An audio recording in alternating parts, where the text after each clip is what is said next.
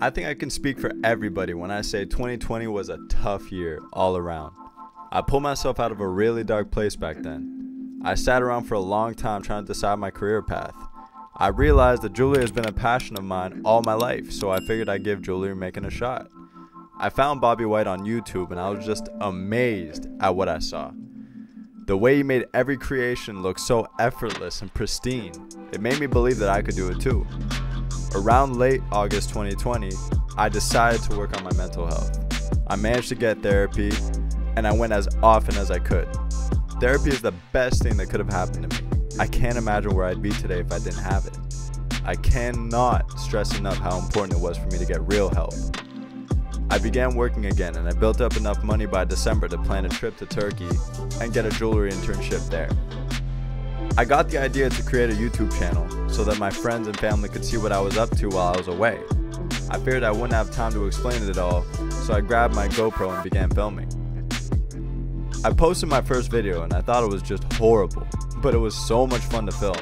I felt like this was the beginning of something interesting. I got some friends together and introduced them to the camera. I remember editing that video. It took me forever. I must have cut it down from 35 to 16 minutes because I was just like, there's no way people are going to want to watch that. I went on to make 5 videos that month and I had a blast doing it. I realized that if you bring a camera around people, they change. But I always felt like I was able to be myself on camera, and the authenticity of that made me realize I was good in front of a crowd. Tell them, shout out Xeno Vlogs. Xeno Vlogs. Big things coming 2021. Big things. Every year after that. I felt as if these were my final days to be a kid, before I started chasing my dreams of becoming a jeweler.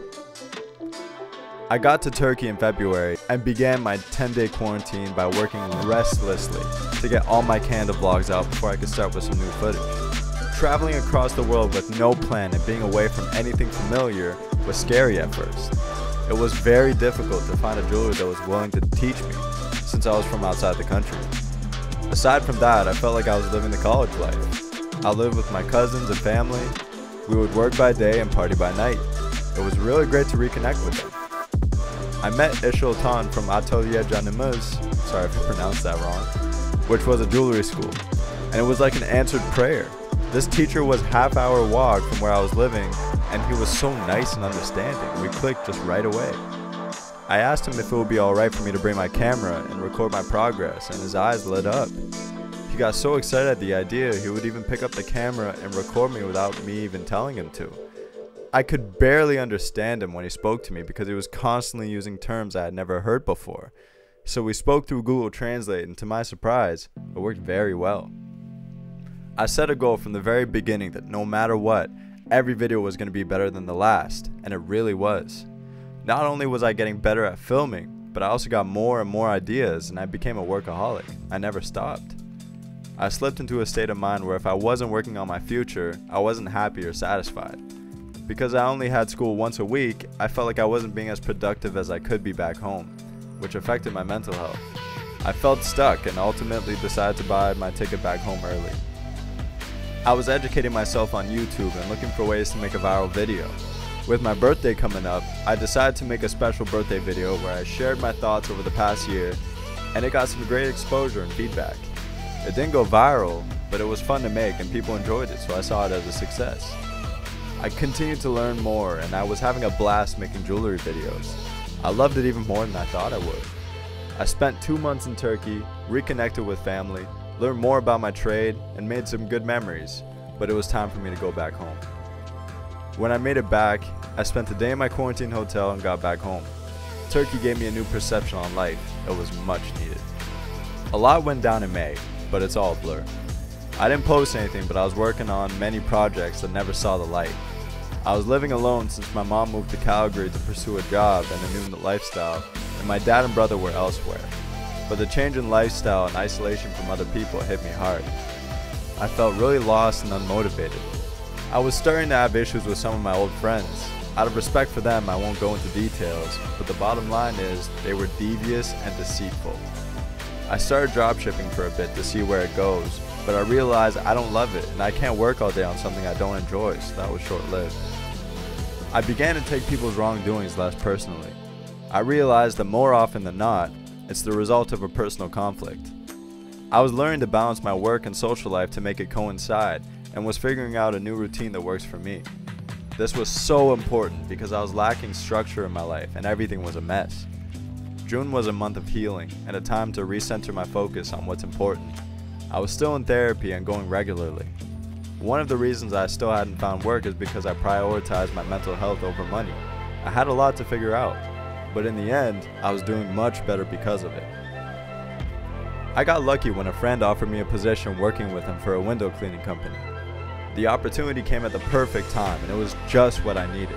Since my first day on the job, I loved the business. We were cleaning residential homes anywhere from windows to gutters to pressure washing the sidings. The best part is that we were getting paid by the contracts we completed, not the time spent working. My coworker and I worked very well together. We had a mutual understanding that we were going to work as fast and efficiently as possible and take this opportunity to make as much money as we could by the end of the summer. I was studying the business at the same time and learning just as much as I could because I was planning to take it on myself. I was building up enough money to go to Calgary to visit my mom's new home. I was most excited to see my buddy Denz. I haven't seen him in years, but he's been a lifelong best friend and I couldn't wait to see him. We would talk all the time about what we wanted to do once I got down there. By mid-August, the season for window cleaning was over. That's when I decided to register my own business, TriStar Student Cleaning. I ordered my uniforms online, along with my business cards. I launched my business on August 16th. I went door-to-door marketing and finding jobs to do, and before I knew it, my schedule was filling up. I found the perfect job. My ability to multitask improved. From the beginning to the end of the day, I was busy with something. I ended August with good profit and grew my client list to a scalable amount. On top of that, I began getting lots of jobs from word of mouth. I also looked into school at George Brown in downtown Toronto around this time, looking to study jewelry arts next year. I made it to Calgary. It was a good shift in scenery.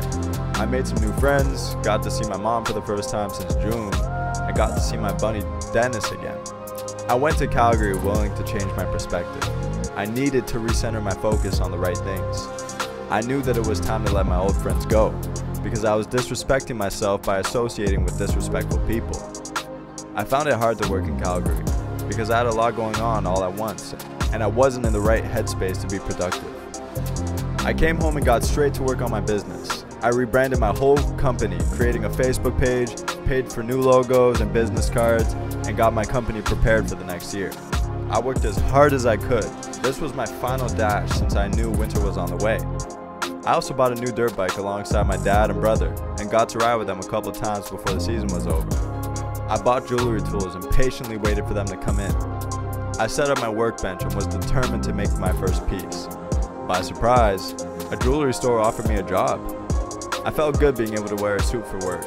I like the way it makes me feel, and getting to work around jewelry and getting a job right when I needed it was clutch.